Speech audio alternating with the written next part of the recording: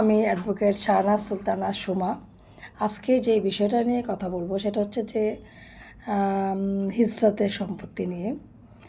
আমরা প্রায়ই দেখি, আমাদের কাছে অনেকেই আসে, হিজড়া জনগোষ্ঠী অনেকে আসে, যেমন ওরা ওদেরকে মানে যখন ওরা ওদের মা বাবারা জানতে পারে যে সে একজন হিজড়া, মানে থার্ড জেন্ডার, তখন তাকে ফ্যামিলি থেকে বের করে দেওয়া হয়। তখন সে আর ওই পরিবারের মধ্যে যেতে চাইলেও যেতে পারে না, মানে তাকে সেভাবে ওরা গ্রহণ করে না।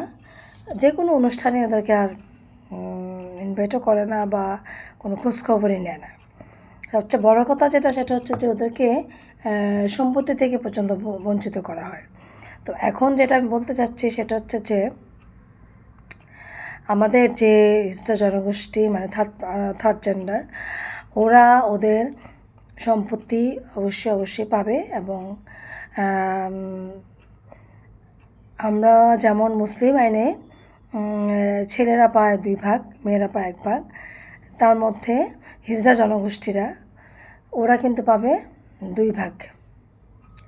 আবারও বলছি, হিজড়া জনগোষ্ঠী যারা রয়েছে, যারা ফ্যামিলি থেকে ডিটাচড বা ফ্যামিলি থেকে বের করে দেওয়া হয়েছে, পরিবারে ঢুকতে পারছে না, যেতে পারছে না, তাদেরকে সম্পত্তি থেকে বঞ্চিত করা হচ্ছে, তারা তাদের সম্পত্তি পুনরুদ্ধার করার জন্য সাকসেশন মামলা করে তারা তাদের সম্পত্তির যতটুকু পাওয়া ততটুকু তারা পেতে পারবে, এবং তারা একদম 2 অংশ পাবে, সমান 2 অংশ পাবে ওরা। খোদা হাফেজ, আসসালামু আলাইকুম।